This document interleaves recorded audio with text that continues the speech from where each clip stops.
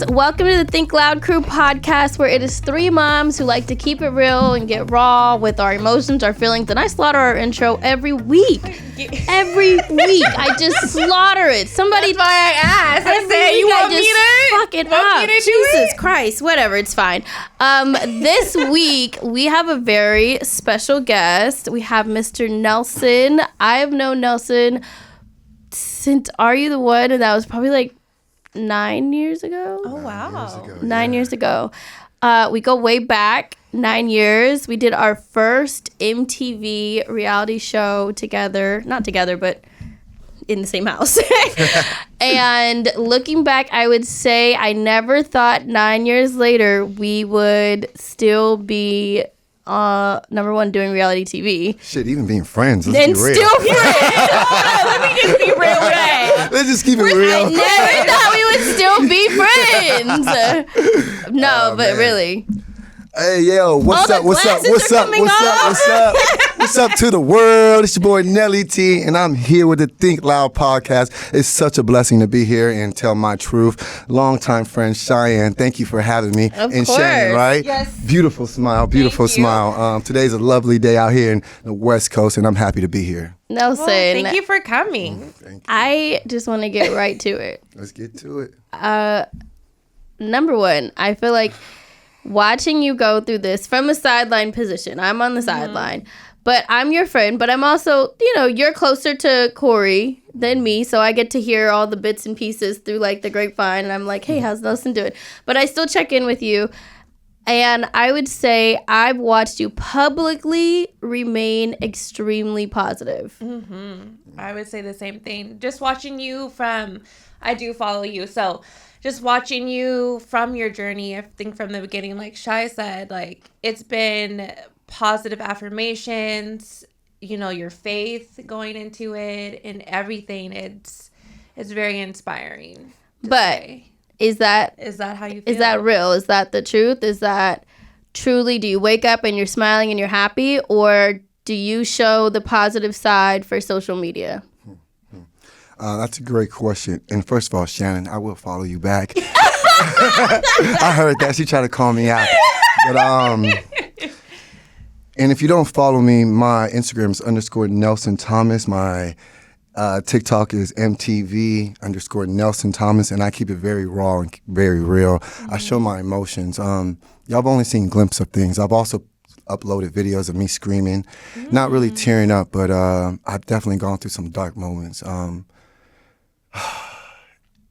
The rabbit hole is deep. It's really deep. Everyone wants to tell you there's light at the end of the tunnel, right? Yeah. But nobody wants to tell you how long that tunnel is. Damn. And that's the truth. So I'm here. And the reason why I love social media so much, because it gives you an outlet to express who you are. Nobody controls you. Nobody filters you. And I plan to give it to y'all real, like the emotions, the happiness. I mean, I was just at Universal Studios with Ryder, Mila, and Maya, and I was having a great time, the best time of my life. But then, I get home. I got to put my foot up on the couch. I look at it. It's fat and blue. It's so sore. I'm in pain.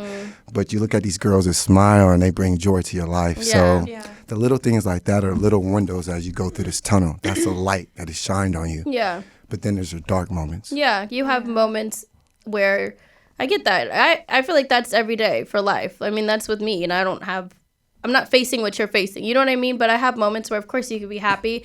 And then you sit down and then you're just in your thoughts. And I'm like, fuck, like, I got this bill to pay. This kid is crying. I don't think my husband's happy right now. Like, and you get down on yourself. But then something happens where, like, Zach walks in and he's smiling. I'm like, okay, he's happy. And then, I'm good. I'm good. And then the kid stops crying. I'm like, okay. And then somehow we pay that bill. And I'm like, okay, like, I'm okay. And then you, like, have to breathe it out again. So I completely can... Not everything Guess ringing. who's calling me right now? Corey, I am doing a podcast. Look. We're filming. Can you call filming. back? Why does his face look like that? He looks like a fat writer. Like, what? That right. I'll call you later, bro. My bad. Let me put my phone on silent. I apologize about that. Yeah, I Apologize. apologize. Can we back up for people who don't know what your journey is and what happened to you? Can you elaborate on that? Can you elaborate on what happened and why you are on this journey? No doubt. And to get back to Shy questions one more time, Yeah. this is raw. This is real. I don't do this for social media. I'm not doing this for followers. I'm not doing this for likes. I'm not doing this for anybody but myself because I've realized this is therapy to me, to let it all out. Instead of keeping it all in and bottled it in, I've buried too many things, and now I'm having to face my demons because it's those dark moments when you're alone and you don't have those happy moments. It's when they really come get you. And what I mean by that is the devil, because he's very strong in the dark. And March 5th of 2023 was a big life-changing for me. It happened so fast, a flip of a switch, something I've done every day, typical Sunday, basic day, waking up, smiling, laughing, and just enjoying myself, you know? And What did you do that day before the accident? it's so hilarious, man. I was calling my friends to link up with them. Nobody was picking up the phone. I woke up around like 10 o'clock, and, you know, it's a typical Sunday. We're watching football. Nobody's answering me. So I was like, you know what? Forget it. I'm just going to watch movies, watch football at home, and order some Uber Eats. So next thing you know, I got the Uber Eats, and your boy went in. And what I mean by that, I had the itis after that. I went to sleep. I was knocked out. I woke up. I had like 6 missed calls, and my friends were telling me, hey, where you at? Where you at? Come down. We're watching football down here at the bar. And I'm like thinking to myself, dog, I'm already in bed. I don't need to get out. But then, you know, they text me, man, you said we're going to come down. You said you would come down. I was like, all right, let me get dressed. Yeah. Let me get fresh to death. Let's go, baby. Jumped in the shower, put my good clothes on, and my good cologne. So I head out. Had a couple drinks that Sunday. I'm hanging with friends, watching football, and everything's going good. And it's probably about like 12:15, 12:30. My friends are going to a new spot. Drive over there fine. I get there, and I'm just chilling at this moment, and I'm relaxing. I'm like, man, I don't want to be here no more. It's time for me to go. So I have a couple more drinks with a couple more friends, and I'm cool. I'm walking out the club, and I feel normal. I get into my car, and next thing you know, I remember making a turn on the street corner. I make a turn at all the time on my way home. Same highway I drive all the time home. And I'm probably like 5 exits down. And Home. From home. That's crazy. So you know that statistically, I might be saying that word wrong, but I've always heard that DUIs are more common to happen when you're closer to home than further. That's crazy to think about. I've always heard that. That's true. But before you keep going, I have a question. Yeah. Was it your norm to go out to the bar, have a few drinks, and to drive home? Or was it your norm to have a few drinks and Uber to where you're going and then Uber home? Like, what has been your norm in the past? My norm was to go out, have a couple of drinks. If I knew I was going to get really lit, I'll get an Uber. But I told myself, you know what? I have an early morning. That Saturday, I just hosted a fitness event, giving people advice on healthiness and how to stay fit and your mental. So that Sunday, I was feeling really good. I was like, oh, you know what? I'll have a couple of drinks, watch the football game, be home before 2 o'clock, and wake up on Monday feeling good. Because if you out after 2, I mean, you ain't going to feel too good on Monday. I'm old, people. I need a few days to recover.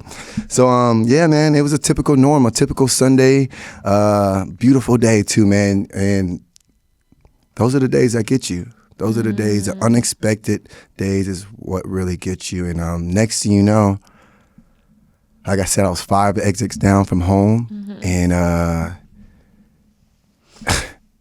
I wake up. I don't know what happens. I wake up. I open my eyes. I look around, and all I see was flames and fire. And I thought I was in hell. I thought I was dead.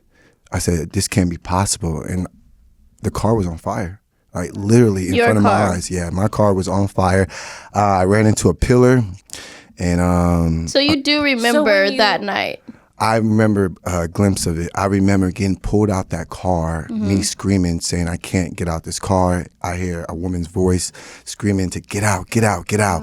And I'm thinking like, okay, I can't be dead. I'm still alive. Yeah. You I'm not in hell. I hear you're hearing people. Oh, you're hearing things. Everything. Like Yeah. you're hearing people screaming, but what is in front of your eyes is flames. Yeah. That's Like, I was crazy. like, what is Yeah. going on right now?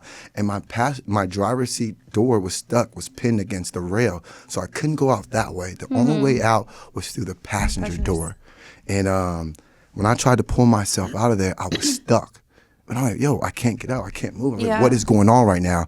And the young lady pulls the door open, and it's the 3 other guys that are coming down. And I'm thinking, okay, all I got to do is get out the car. So I put myself back into the driver's seat. I pulled my leg. I yanked it, and my adrenaline is just Yeah. going. Yeah, I 'cause don't you're in feel survival nothing. mode. Yeah, you're like, I see fire. Let me just get out. Let me. Yeah, at that point, I mean, you're just in pure survival mode. Right, I agree.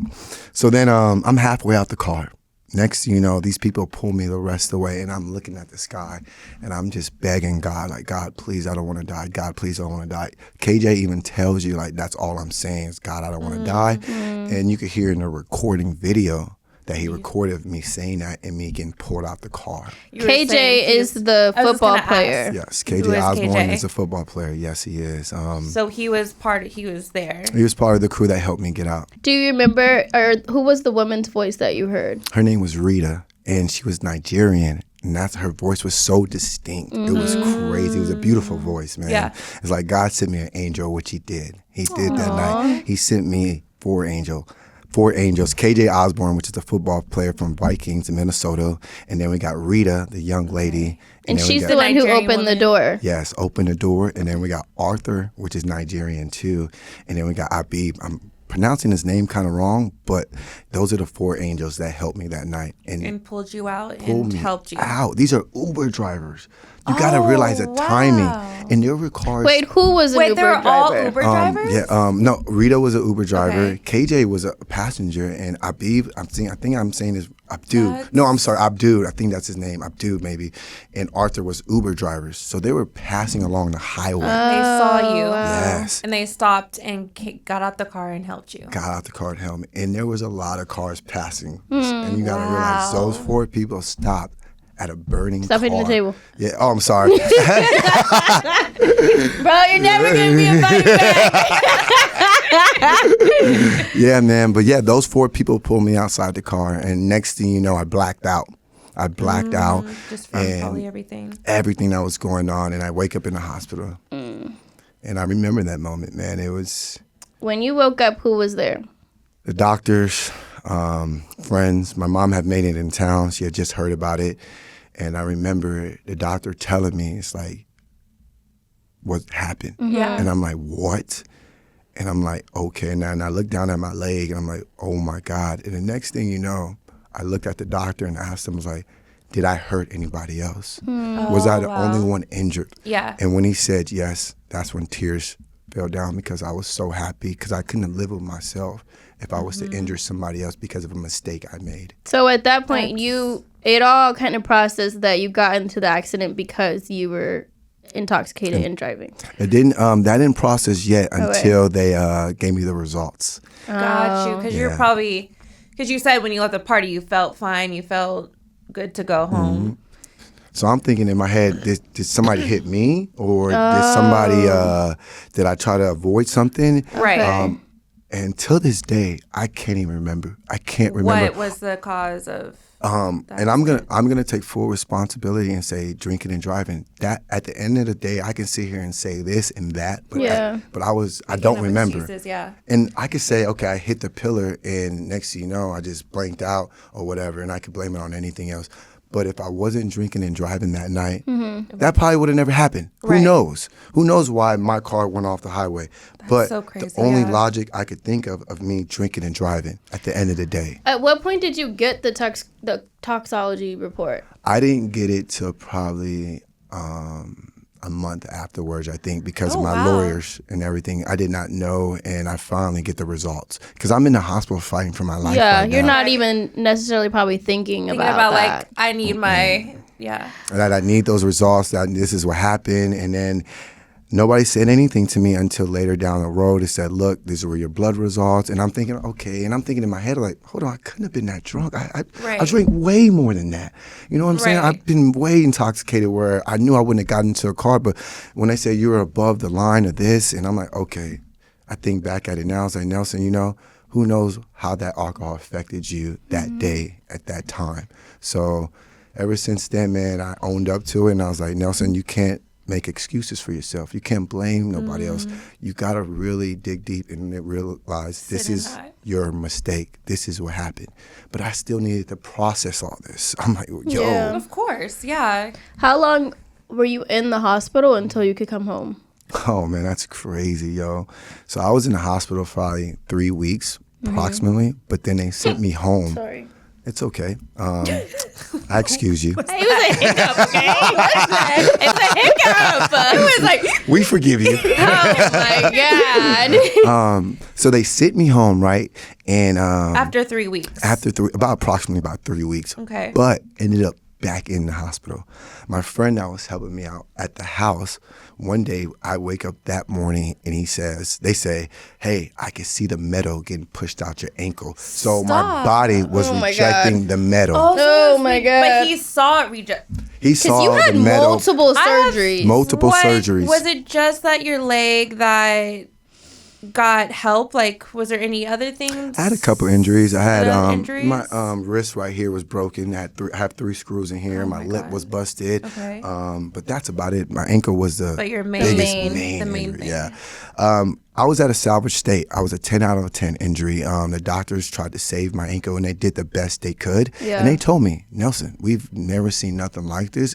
And if we have, we're going to do our best to save it. Right. So my skin, the first time they sent me home, I've had 3 plates and 23 screws in it, but they wanted to leave my skin alone so it can heal. The skin on your foot. The skin on my ankle. Okay. My ankle. Your You ankle. had 23 screws. 23 screws and 3 plates. In And, the ankle. In the ankle. Bro, process. your ankle's only about this big. I know, right? That's what how is there so much shit in there? I'm like, Yes, how many yes. things can... Okay. I did. So 23 screws, 3 plates, went home, and they left your skin alone? Yeah, they left my skin alone because they wanted to heal on its own, because you got to realize with that blood flow and that oxygen, it can heal, right? But that wasn't the case at all. Okay. I got rushed to the emergency room at 11:30 at night and had to go into surgery that morning because luckily it didn't get infected, but the skin was not healing at all. So they had to open my left leg, take skin from my left leg and put it on my right ankle, which is called a surgical flap.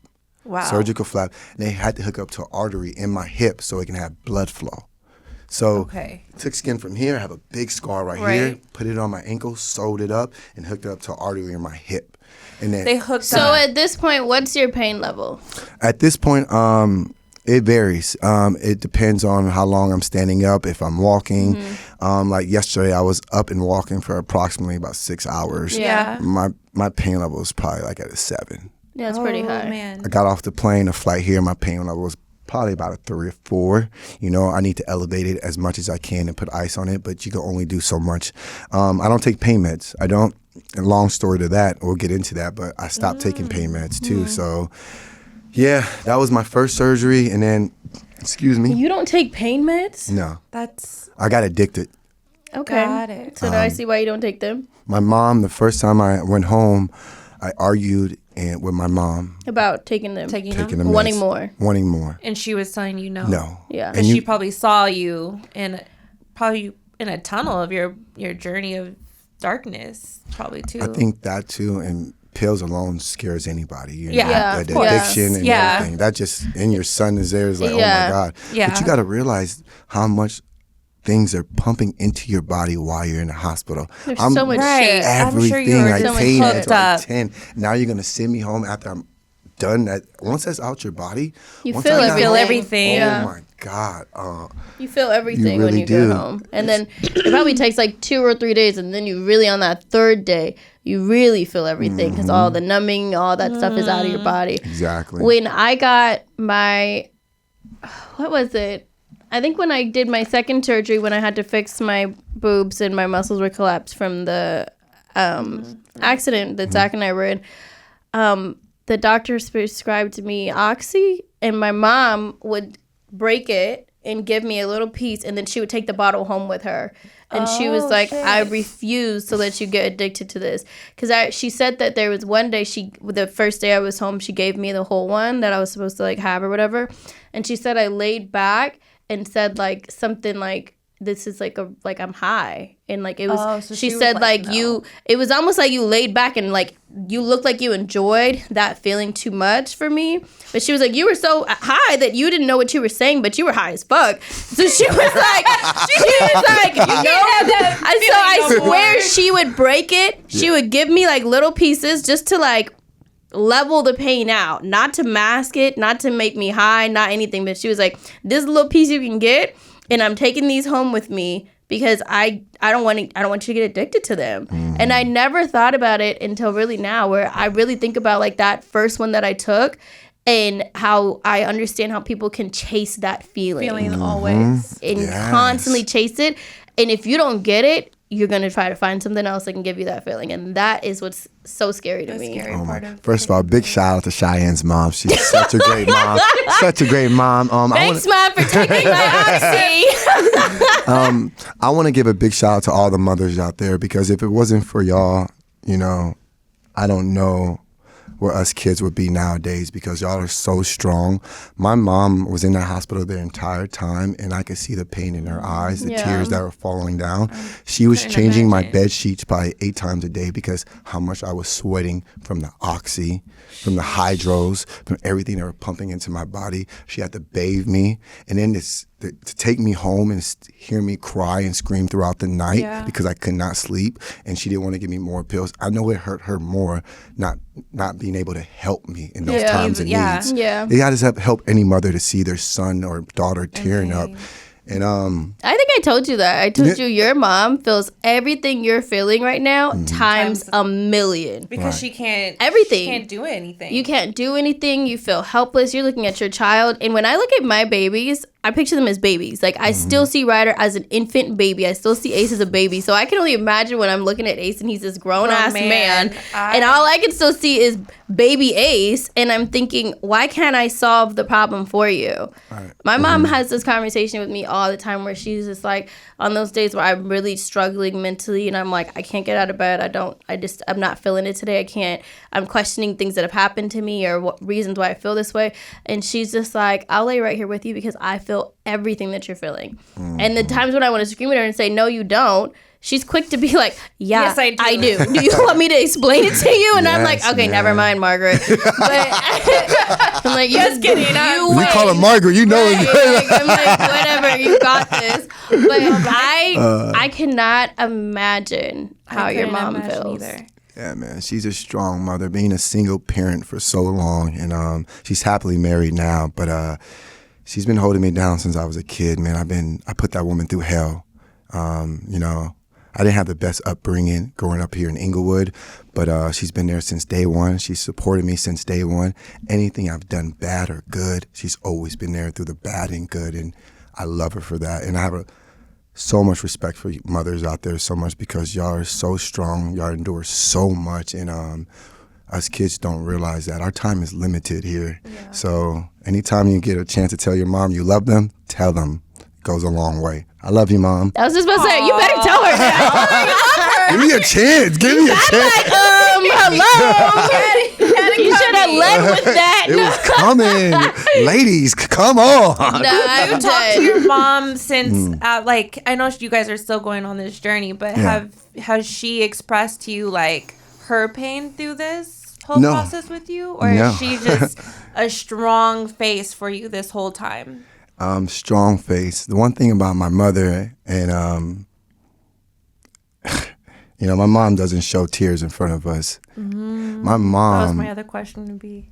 My grandmother, her mother, passed away, and I didn't even see my mom shed a tear, and that kind of got to me, and I had to open up about that because that's part of me, and sometimes it's hard for me to show my feelings, but I've came to a state of mind is like being vulnerable is not to be ashamed of. Being a man, being a black man, it's hard to be vulnerable in this world because we're so people are so quick to throw stones at us Yeah. and judge us before they invest in us. Yeah. And Right. take the time to get to know somebody. You're not allowed to I show love- weakness. No, we're I'm not. happy We're you not. said that because I feel like I raised my son to be able to cry and me showing him my emotions. So I know he tells me sometimes, like, Mom, you have to let me feel my emotions. Like, don't tell me not to cry. He tells me, and I'm like, oh shit, you are so right. As a Black man, it is so important. I agree 100%. And it's helped a lot. So it's helped a lot. I think me and my mom have grew so much from this experience. And honestly, not just my mom, but my family as one. I'm going to let y'all in on something exclusive. The reason why I'm out here in LA is because I saw Oliver Thomas, my dad, for the first time in 32 years. Wow. And because he went to jail and he spent 32 years in jail and just got out about a year ago, but I didn't have the strength to see him. And, I finally built that strength up during this process and realized, like, you don't want to have no regrets. Yeah. You don't want to look back and say, I didn't try, or this is what was holding me back. Because now I'm at a point in my life is that I need answers. Why do I think the way I think? Why do I move the way I move? Why do I look the way I look? Why is it so hard for me to do certain things or move a certain way, or why do I move the way? Well, we have to talk to our father. We have to talk to our mother, You know where you come understand. Yeah. So that's one wall that came down, and that's, I think because of this journey I'm on, I'm able to, because of this table, because of the journey I'm on, it's gave me a lot of courage to face my demons because of the dark hole and the dark place I was in at times. Because you're going to face hard times, you're going to be alone, and this is not the hardest time I'm going to face. I've done my due diligence. I've talked to amputees. I've talked to people with ankle fusions, and to everyone out there who's wondering why, Nelson, why are you cutting your foot off? There's other options. Right. Well, you got to ask yourself, what kind of quality of life do you want to live? Yeah. I can live here and be presentable with a foot, right? And be okay with it just because of the physical aspect of it, the mental process of it. But I'll be living a halfway life. Yeah. A half-ass life. And I had to really ask myself, well, let me rephrase it. I had to stop asking myself, why me, and ask God, why am I still here? What do you want from me? And that is when my faith got stronger. That is when I started. I was going to church before the accident, but I was level surface shit. I was just going to church because everybody else was going to church. You got a good feeling afterwards. It made you think. You made your mind wonder. I didn't really dive in and knew what the Father was about. And this entire time, I feel like I've been living for myself and not for Him. There's a reason why I'm still here. There's a reason why I have this second chance. Yeah. Of course. Yeah.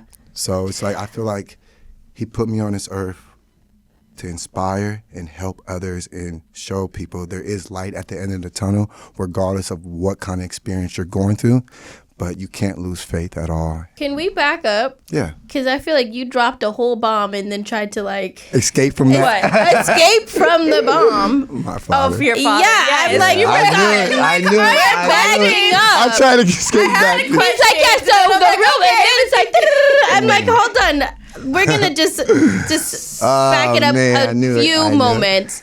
So, I have questions. okay. Think Loud Crew don't miss nothing. So your dad was incarcerated for how long? 32 years. Your whole life, basically. My whole I was life. about to ask, how old are you? I am 35. He went to jail when I was 3 years old. Okay. And he's been out for a year. So is he living in a halfway home or is he in a placement? He's living out here in LA by UCLA in the apartment. Okay. And, he's working at a warehouse. Nice. Nice. And it's so crazy, man. He looks just like my brother. Like, I was so shocked. The entire time he was talking, I couldn't just stop staring at him like, oh, You're shit. like, you're my brother. Yeah, like, oh my God. Like, I look like my mom, but Yeah. my Yeah, brother. you look like your mom. Your mom and your twins. Who reached out to who? He reached out to us as soon as he got out. Okay. He's been trying to reach out to me probably since I stopped writing him when I was 13 years old. And at that point, man, being a 13-year-old African-American kid living in Inglewood, you ain't hearing that shit. Yeah, If you ain't around me, you ain't no father to me. You're more like a sperm donor to me. And that's what it was. And I was tired of writing letters. You know, it's sad to see a lot of fathers that are not in their child's life, but there's always a reason why. Even if the reason doesn't fit your answers, there's always a reason, you know? Mm-hmm. And I had to find that out. So the whole 32 years, did you ever see him? You know, it's crazy. The last time I saw him was when I was 3 years old, and my mom took me up to the jail, and he told me this. We met up at Sizzlers by the Forum on Tuesday, and he said, the last time I saw you, you were 3 years old, and I had told him, come home, Daddy. And that really got to me, and it's kind of hard for him to even say that, because to look at him, I had to look at him and tell him, don't call me son, call me Nelson. And I'm open up. I'm here to listen to you. I'm not here to judge. I'm not here to cast stones at you, because I know I've been on the other side. So I'm here to hear you out. I don't know what this could turn into. Yeah. But I'm open to it. But you're open to finding out what it can turn into. Exactly. What did he think about hearing who you are? I mean, away from the DUI accident, what did he think about hearing about your journey from you being a child to you living in Austin, to you being on TV, to you doing the challenge? Like, what does he think about your life? It's so weird, man. I hate to say this, but the entire time he was telling me about me, he sounded like a fan. Aww. And, but you have to think he's been watching it from the sideline. No doubt. No, I'm not judging, but I'm just saying from my perspective. Yeah. I'm sure it was interesting. Shit, at least he's a fan. At least he's not a hater. Like, I mean, I'm sure it's weird. That's a weird point of view. Yeah. If he was a hater, man, shit. Right, you'd be like, excuse me. Hold on, let's talk about this. Like, he knew things about you. The first time he saw me, he was in jail. His cellmate snuck in a cell phone, and he saw me compete on a challenge. Aww. And he has a tattoo of me on his chest. Wow. And his cellmate said, I think this is your son. And he saw me. And I'm talking about the old school cell phones, big iPhones or whatever. Yeah. Oh, wow. So, yeah, he's kept up with my life. It's so funny because last year, I remember seeing a picture of him on social media, and he had brought my clothing line, Level Up. He had his shirt on and had the hat on. Shout out to Level Up. It's coming back. You get that, people? Wait, he had it on his page. Yeah, he had a shirt on. He had a shirt on. Oh, he bought a shirt. He had it on, and I saw it said the name Oliver Thomas. And I'm like, and this is the second picture I saw. The second picture I saw. Yeah, on social media. It's crazy. Did he have an IG?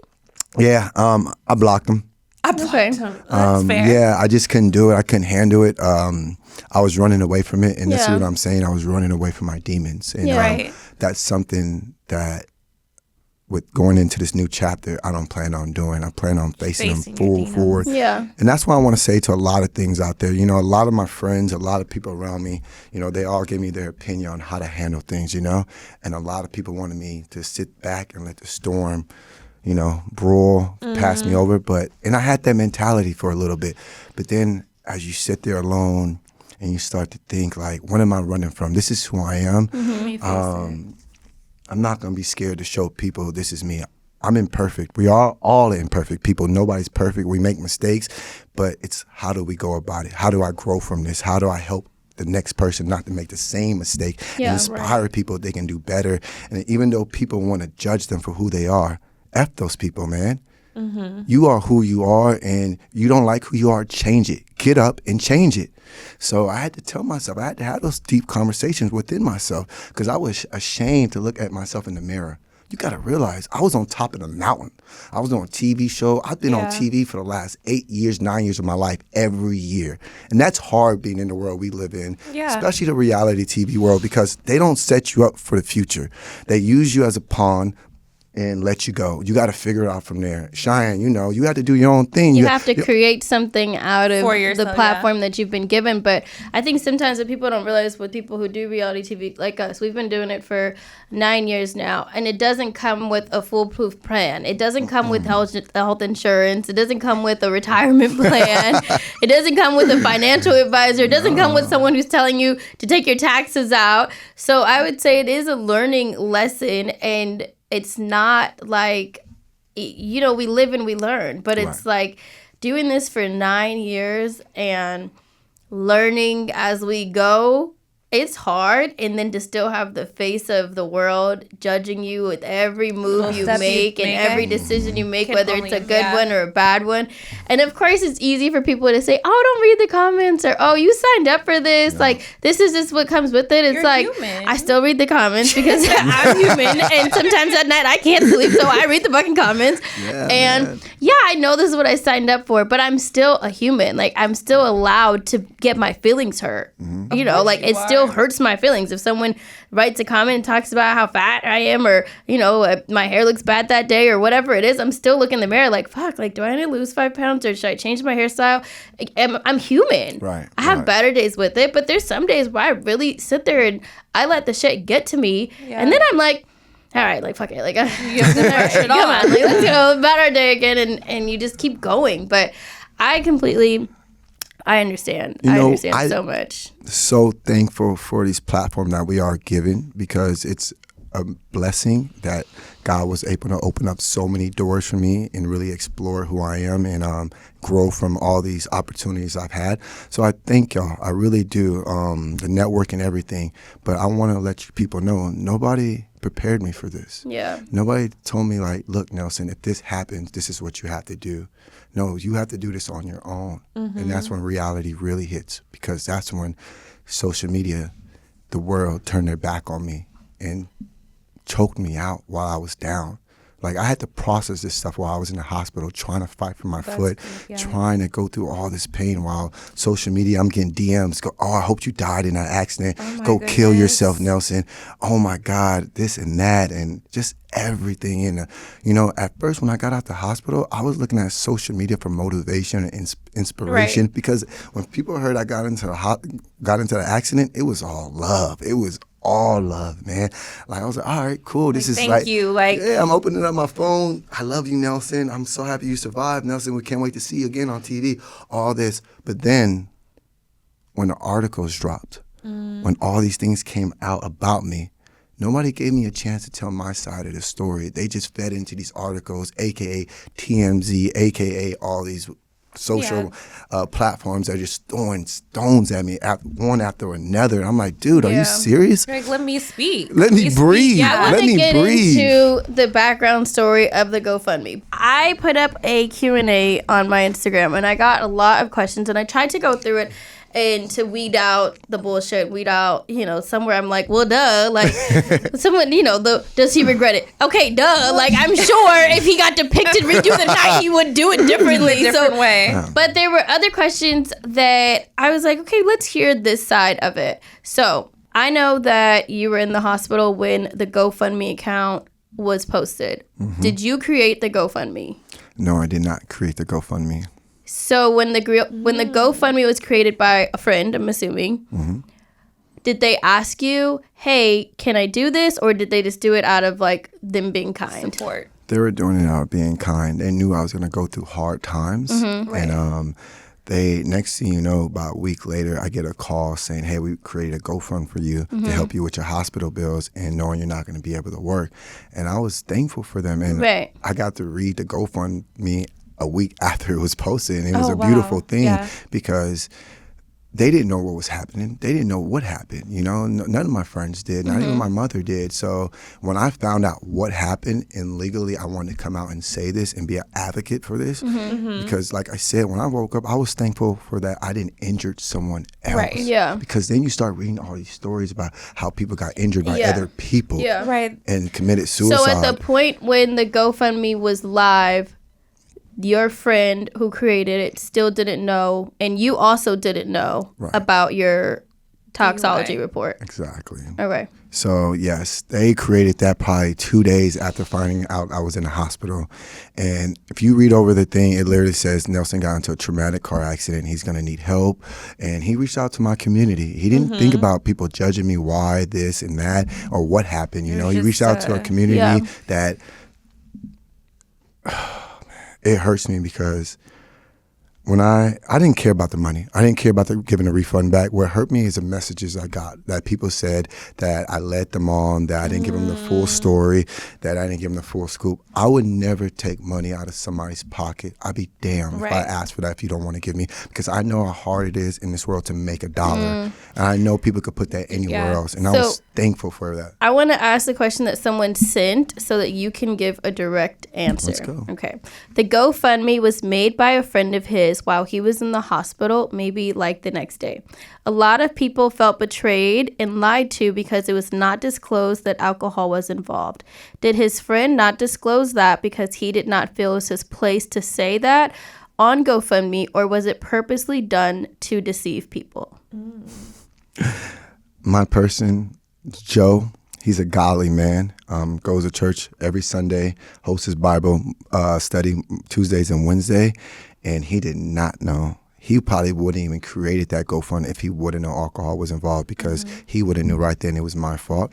But would he have left that out if he did not know? No, he wouldn't have. You can read back in that paragraph when he wrote that, it was very sincere. It was coming from the heart, and it was to help his brother out. Nothing else. Regardless of what the situation was, but I injured myself, he still reached out to the community to help me in a time of need. So that was coming from the heart, man. So it really hurt me when people thought that. That guy's a good guy, and a lot of people that did donate to that GoFundMe, thank you so much. I really appreciate it. It was a blessing that people are out there willing to not judge me for making a mistake that I do regret, that I'm still living with the consequences and actions for the rest of my life. I'm not going to forget about this, people. Of course Never, not. ever. Of course not. How does I remember when, the journey of how things have played out on social media, as far as like it coming out about the accident, as far as KJ being on the news talking about the accident, and all these things are playing out, and then the GoFundMe, and then people asking for refunds for the GoFundMe. And I saw the nasty messages you were getting. I think I reached out and was like, don't fucking, just don't. Do not feed into the... I saw crazy shit. And that's one thing I fucking hate about social media. People really will sit there and send crazy messages. Telling somebody to go kill themselves is just... horrible. It's nuts. I've gotten them, and it's just... It's just for what? You know what I mean? But anyway, I can go on a whole rant. My question, going back to it, is... what was your plan as far as telling your story? Because I feel like hearing you talk, you kind of feel like since the article got posted of it being a DUI, you kind of got, someone else told your story for you. Right. Did you have a plan of eventually telling everyone what did happen? Oh, no doubt. 100%. If anybody knows me or ever followed me, I'm a very straightforward guy. I don't hide who I am. And at that point, I didn't have a strategic plan. Nobody plans this shit out, dude. Yeah, right. This was happening while I was still in the hospital, And when I talked to my lawyers, asked them, hey, can I come out and say this? They said, legally, no, Nelson, because you still need to get prosecuted. You don't know if that's going to even go on your record, or you're going to, we don't know if it's that high. You couldn't say anything. I could not legally say nothing at all. My lawyer said it was not a good idea. And I was like, okay, cool. So, but when it came out, dude, depression, anxiety, tears, pain, all hit me at once. I'm sure. And you said you got it came out while you were in the hospital? No, I was out the hospital. You were out the hospital. In Mexico trying to get stem cells to fix my ankle with my mom. And Wow. TMZ even wrote an article about it while I was in Mexico on the beach having a personal conversation about life with my mom. They captured a picture of me in Mexico. I don't know how they got it. And I'm out there trying to fix my ankle and say, Nelson's on the beach having drinks with his mom. I'm like, I'm like, now you're bringing my mother into this? Right. This is crazy to me. It blows my mind. But, hey, it hurts me that we have these articles and people, they get fulfilled with other people's pain of what they're going through, and me not being able to tell my truth and my side of the story even hurt me more, because people thought I betrayed them, and that hurts even more because I was relying on social media for motivational and inspiring me to get out of bed. And when they turned their back on me, dude, and I had to open my phone and it says, go kill yourself, You shouldn't be alive. I hope you lose your foot. You don't deserve to be here. I'm like, yo, I had to literally turn my phone off. Like Cheyenne said, even Zach was on the phone. It's like, dude, don't read those comments. Don't turn off your phone. Get off of social media. And I did. I had to. Sometimes you have to just walk away. Had to. And I'm so happy I did. I'm so happy I did, because that's when you build a real strength. When you're alone and you don't have all these people putting things into your head, and you really get to dive into what's really going on up here and in here. Because at that point I was like, I can't count on nobody else. The only person that I could count on is God, and talking to him. And I need his help to get out of here. I need his help. And in order for me to do that, I needed to forgive myself. I need to stop blaming myself, looking myself in the mirror, asking myself why, and tearing up and screaming in that pillow, and realizing that I don't belong here no more. Why am I still here? Because you get to a point where you tell yourself that, and all you want to do is pop a pill and not be there no more, smoke some weed. Or because it just seems like it's easier. It's easier. It numbs the pain. It's easier. But then when that numbness goes away, like you said, you chase a high. Yeah. Now, high only lasts for so long, because then reality hits. Yep. And then you read another comment or article. Yeah. So you really had to step away from the social media, all the media things. Yeah. I did. I mean, it's hard. I've watched social media tear myself down. I've watched social media tear Zach down. And I remember there was one day we were really going through it, and we were just getting dragged through the mud. And my mom came over. I think my sister came over. Everybody came over. And Zach and I are just sitting on the couch like two depressed little puppies. And my mom was like, fuck this. Like, Yeah. she was like, fuck this. Like, fuck them. And we're like, yeah, fuck them. We're good people. And in my head, I'm thinking, As a like, wine glass is right. In my head, I swear, I'm still like, no. Yep, it is. It's like, that. dang, like, it's so easy for everyone else to come and tell me, like, don't read it, don't do this. They don't know you. Right. And I'm still looking at my husband, who didn't sign up for this at all, and he's just getting dragged through the mud. And he's like, I can't even tell my side because people don't even care to hear it. Right. They don't even care. And I think that sometimes is the hard part, is that someone can read something about you and then make their whole mind up. And then not only make their mind story. up, but tell you who you are, or Right. tell you what you did. And I'm like, you weren't there. You didn't see it. Like, you don't know what happened, right? Like, you understand that you don't know what happened, right? I agree, 100%, 100%. But I'm not about to argue with Susie from Oklahoma that's probably sitting on her mom's couch. Like, I refuse. Every now and then, I really will argue. Susie's though. in the basement. Every time, that's what Zach always says. Susie's in the basement. Zach always You don't even go to goes, home. they're probably in the basement arguing like, "Ding." I'm like, I swear, and every now and then I get a little bored, and I'm like, I'm just going to write something back. And then I go back and I regret it, and I'm like, I shouldn't have even given them my energy to... But it's crazy because we share this space with people, right? Yeah. And they're so quick to judge us, but they don't want to invest in us. At least do your homework and understand. just do your homework. Yes, do your history. yes. If you know what kind of man I am or what kind of person, whoever you're judging, find out who they really are before you make a deposit or you Right. withdraw or you throw all these comments at them, you know? If I was, had DWI after DWI, I was out here just drinking and doing reckless shit, I get it. I've never gotten a DWI in my life. This is my first one, dude, and it's been hell because it's crazy to me. I used to tell my friends, dude, like, I made it out of college without a DWI. I made it 30 years, 34 years without getting a DWI, and all of a sudden, it could happen to anybody. It could happen to anybody, but so many people are so quick to judge, man. And what's so sad about this world is when people hear about evil things going on in this world, they're very interested and invested. But you do a good thing in this world, it's like no attention. It's like Pay don't attention. care. whoa. They don't want to No. uplift that. What's going on right now? Yeah. They want to Yeah. hone in onto things that are negative. Yeah. I One agree. question that I did get a lot that I thought was kind of interesting was, do you still drink? Yes, I do still drink. I'm not going to sit here and lie. I have not been drunk at all, but I've had one glass of wine, well, about 2 or 3 glasses of wine on my birthday. November 3rd. When I gone out to eat, I have one glass of wine, but that's about it. I haven't been drunk. Since then. I can't. Even when I go to the bar now, I have a glass of wine just to have it in my hand, and I might not even finish the whole thing. It's not that I'm against drinking, because I don't want to sit here and say that.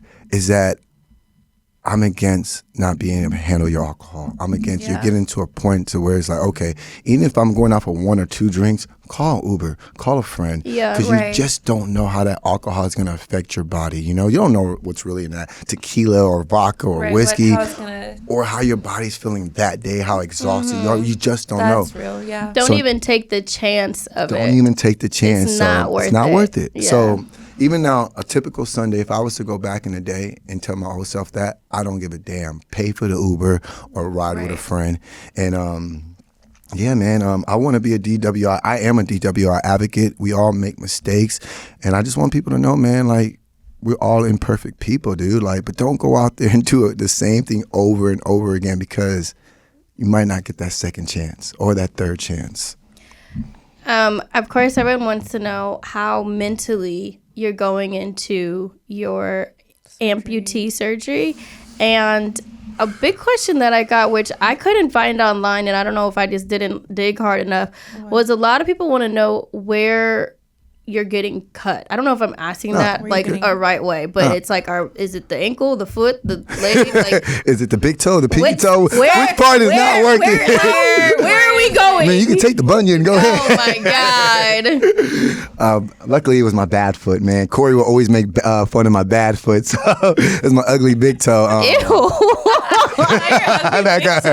I get my left foot is my good foot, so yeah, man, it's crazy.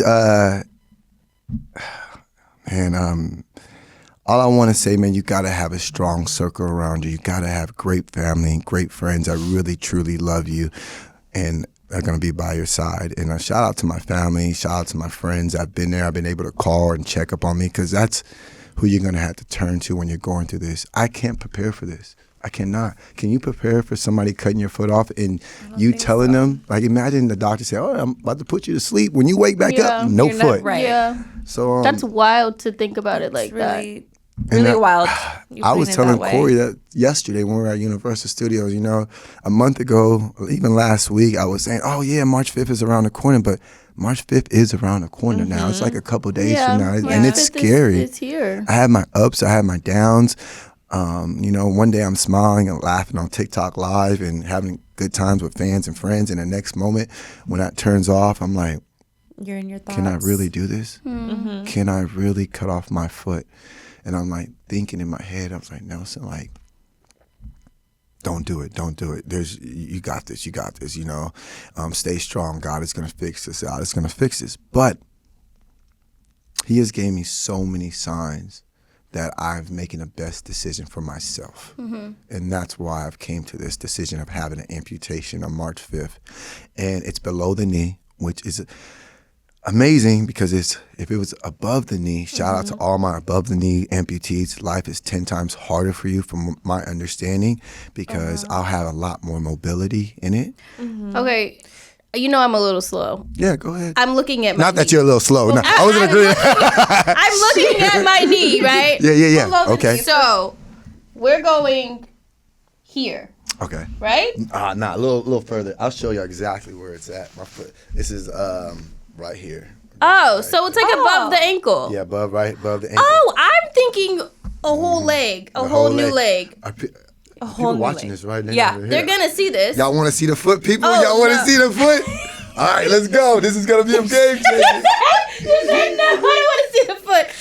Oh, there's the foot. There's a foot, people. So right now, what we're looking at is I love a it. surgical We're looking flap. at. This is a surgical flap. That's This from is your thigh. From my left thigh. And look how it's growing hair already. Y'all, Nelson's That's- in cool. Foot out. So Yes, people. is that wow. is that part of your leg? Is it numb? It's numb. I So can't you feel can't this. feel anything? Okay, don't hit it. Don't hit it. Please I stop. can't feel nothing, people. And So only where's feel- the skin? So The flap. You can't feel it? no. Zach! No, I cannot feel Okay, it, bro. this. It's like, This- you seen Adam Sandler in that Mr. Deeds, yeah, Mr. Deeds. This skin right here is from this His is upper not- thigh. Yeah, this is from my upper thigh. This you can see the That stitches. looks like thigh skin. Yeah, Shut it's up, cool. Shy. You can't even tell. Looks like it's from your thigh. Thigh And you skin. can see on this side, you can see this is where From the where bone is you're- not healing and stuff like that. This is a part that's Man, not your healing. bone- That foot away. So So the reason being of why they've decided to amputate it, is it because it's not, your numbness is still there, Right.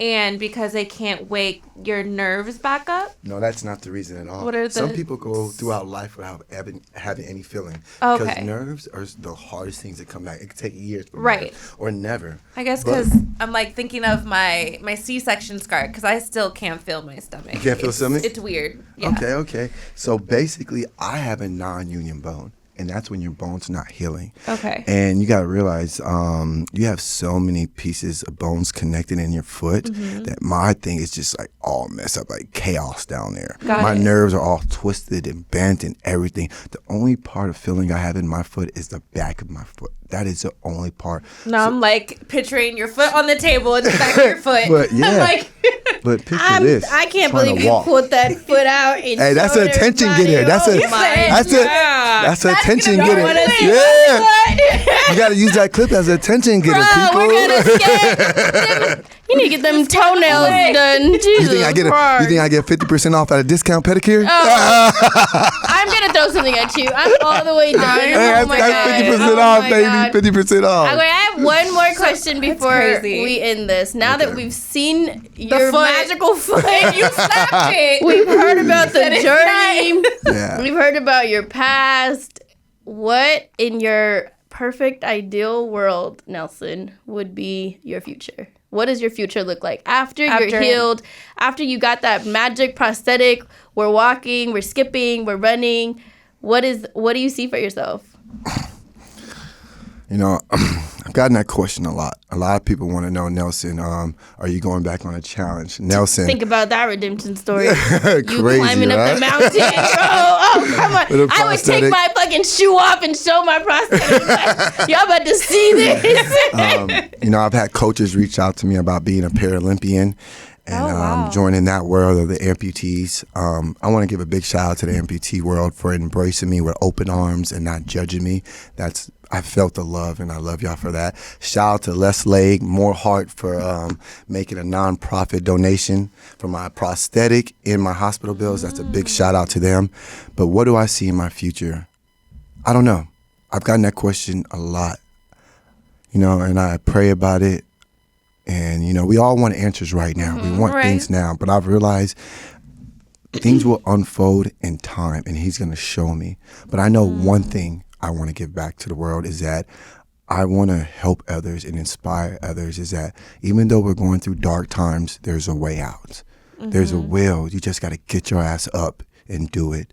And you can't put your faith in people. You can't put your faith in materialistic things. You got to put your faith in God. I'm not here to tell you to go to church or read a Bible study. You know, what works for me might not work for you, but I'm telling you, he's always there, and he's helped me out through all this process. So in the perfect world for me is that I'm still able to give my mother everything that I promised her before this amputation. And that would be the perfect thing for me. Do you see yourself ever getting married and having a family? Oh, definitely. You know, I love kids. I love being in a relationship sometimes, you know. Unfortunately, Sometimes. yeah, I love that. I had I love to. being in a relationship sometimes. And the reason why I say sometimes, because unfortunately none of my relationships have worked, but in time, I've had some great love times. that answer. I It did. like That was slipped great. in. Yeah, I've had some great times with my relationships. I've had wonderful women. They've all been queens. I've learned something from every relationship, and they've helped me grow and understand what kind of man I am. But now, Are you just I fully understand who I am. I was a little boy. I was doing little boy shit. And you don't understand that because you're on this fast-paced lifestyle. God said you're going to sit your ass down one way or another. You got to realize I was flying around the world. I was on TV. I was hosting You were on things. your So you were just high. Yeah, I was on going. my high. I was on a go. And Yeah. God said, and I was looking for directions. And you know me, my entire life, I've been running with no directions and taking every opportunity that was given to me. Yeah. Not thinking fully why Right, I'm yeah. here and what my purpose is. And now he's gave me a purpose to help others and inspire others. Who knows what door will open? Who knows? I might be on a challenge. I might be doing something else, and I might be able to whatever you- I'm here doing. Whatever I'm doing from now on, I just want to give back, and I want to inspire others, and I want to live through him. So whatever he throws my way, let's go. And to answer your question one more time, am I mentally prepared for this amputation? Nobody can be mentally prepared, but I'm ready. I'm at peace with it. Okay. I have my ups, I have my downs. Yeah. Like we all are. We're I not think perfect. that's the best way to go into it. Is Exactly. as long as you, and it's only you, Right. need to be at peace with your decision and to be fully trusting with your doctors. And I think that's all anybody could ask of you. I agree. I feel like watching you talk and watching you move and watching you laugh at certain things and kind of get down or deeper with certain things, it's interesting. And I could only see, like, for me, if someone asked me, like, oh, what do you think Nelson should do in the future?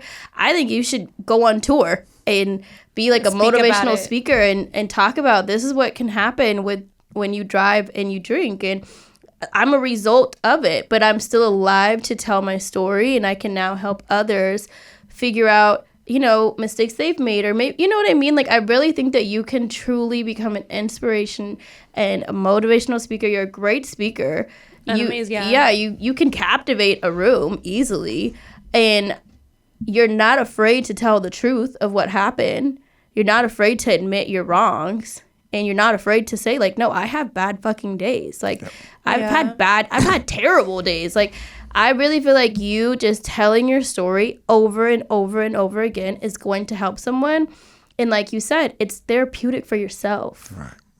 It's like you're healing yourself within being able to share. And having life to share, like being able to even tell your story, that's a blessing. It is. Listening to you talk about getting closer to God and your faith, I think It's very inspiring. you need to just continue to tell your story. Some people are going to receive it in different ways. You just never know how they're going to receive it, but I would never stop telling it. I don't plan on to.